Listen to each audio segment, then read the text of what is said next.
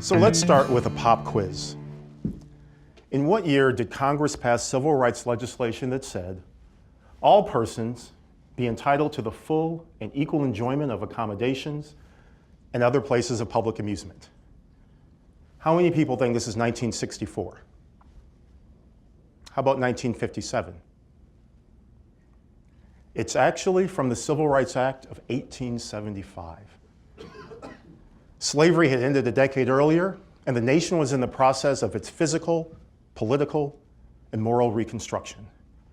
There were people all across the country who were deeply committed to Reconstruction. And we even had former slaves serving in Congress. But you know what? They weren't enough. They were overwhelmed by the racist forces who controlled our institutions and set our social norms. Instead of a birth of a new freedom, we got birth of a nation. Instead of 40 acres and a mule, we got sharecropping and the oxymoron of separate but equal. So what does Reconstruction's demise have to do with artificial intelligence? What does Jim Crow have to do with teaching machines human-like characteristics such as learning and problem solving? I think three things. First,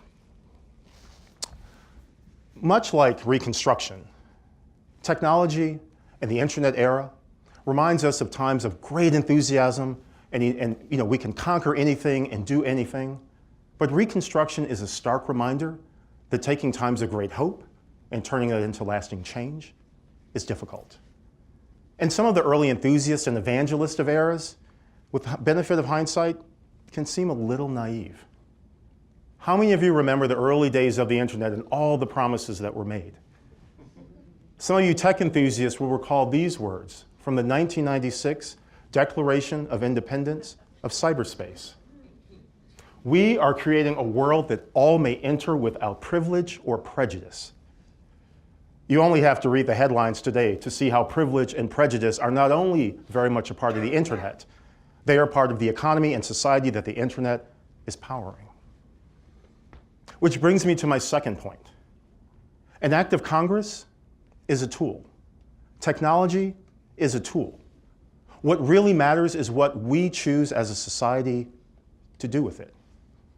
For artificial intelligence, things like models and methods are important, but if we really want to unlock the potential of AI to deal with things like make medicine more precise, combat climate change, make farming more productive, there are so many more things that we have to do. And third, Reconstruction and the aborted freedoms that it promised created disparities between blacks and whites that remain with us to this day. And they are joined by historic injustices and inequities grounded in geography, gender, and class. So now let's all bring this all together and look at transportation. I'm from Detroit, where the American auto industry was born and the first mile of highway was laid. I love cars, and I am proud of our history. But I also know it has a darker side.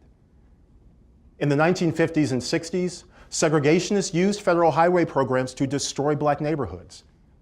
We had projects like this one on Long Island that were designed to keep public buses and their mostly black and brown passengers from the city from going through and reaching nearby beaches.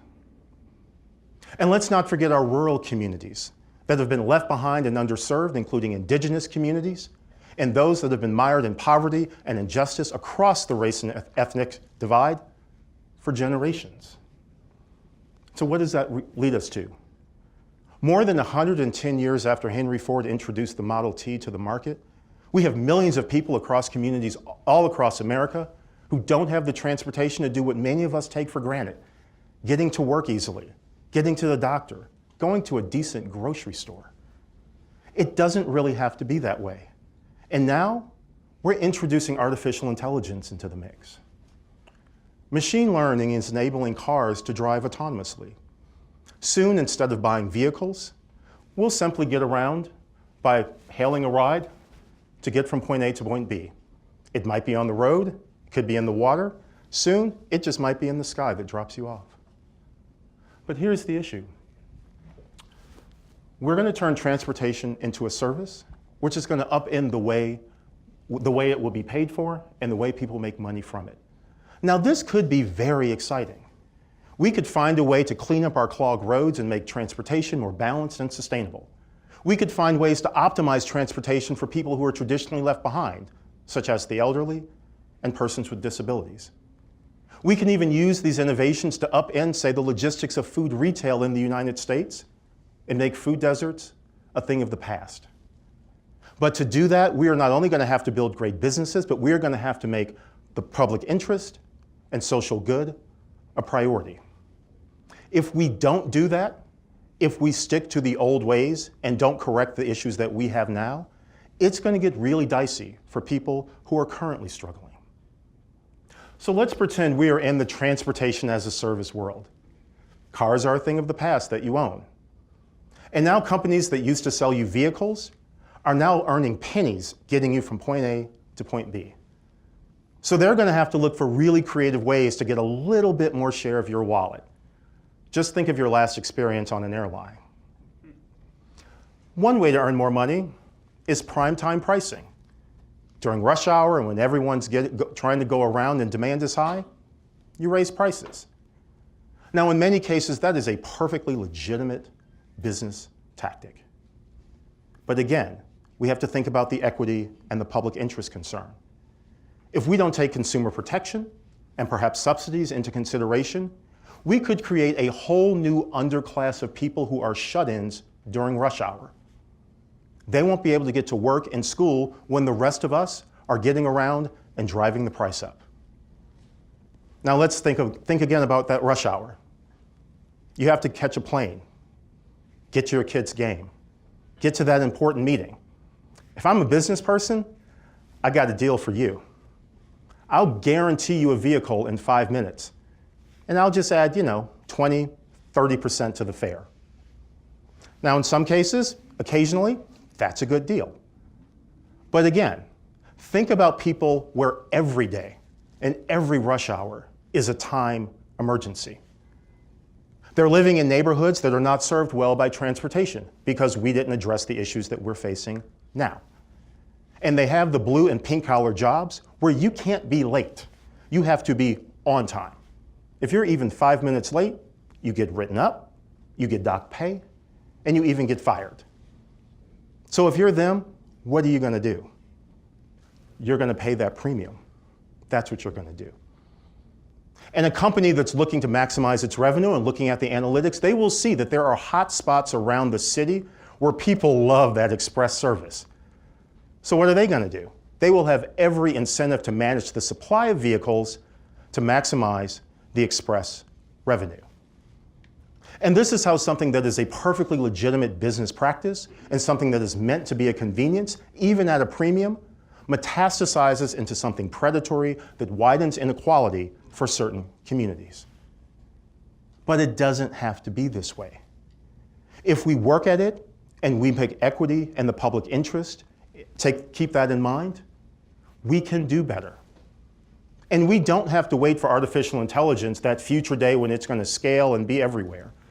We have plenty of warning signals right now about what it can do and what we need to mitigate. Recently, Amazon had to pull down an automated resume sorting system. It was trained on biased data based on their past hiring practices that was heavily skewed towards men. Women who applied to jobs and identified in their resume that they were president of the women's lacrosse team, or maybe chair of their local women's business professional organization, they were knocked out because the system was trained that you're looking for a man. Now, it's great that the smart people at Amazon discovered this, but we can't rely on them. These issues have to be our concerns. We have to make sure that we build the right policies and institutions and social norms and expectations to drive these things out of the system before they cause harm. So how do you do that? First, before we can get AI right, we have to get ourselves right. Progress doesn't happen by magic. If we want healthcare for all, if we want accessible transportation and good grocery stores and good jobs, if we think those are a priority, we have to build that into our political API. How we use our power, how we manage our resources and allocate them, that has to be part of the decision. If we want AI to work for us, we have to do a better job of working for us. And then we have to shape the marketplace so people make money and profit while maximizing our expectations for the good of society. And I would like to offer you 3 areas to consider: capital, competition, and safety. Now, the people with the money, they get hurt.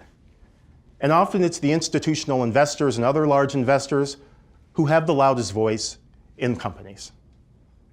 Now, some of these folks are in addition to their normal analytics around revenue and market share, they're looking at things like how companies manage the environment and their social impact and the quality of their governance.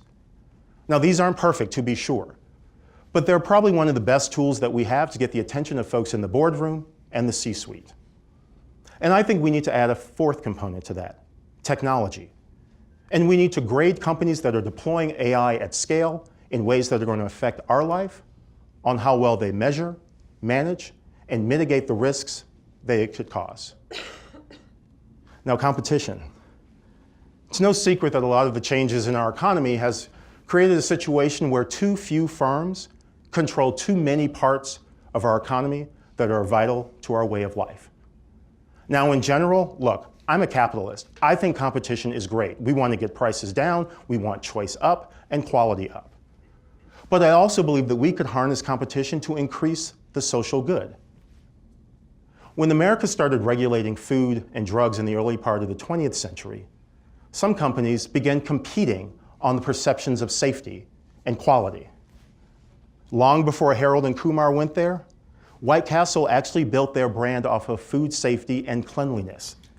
The look of their uniforms, you could see the burgers being cooked. That was competing on the social good. Imagine what we could do if we do it right with artificial intelligence.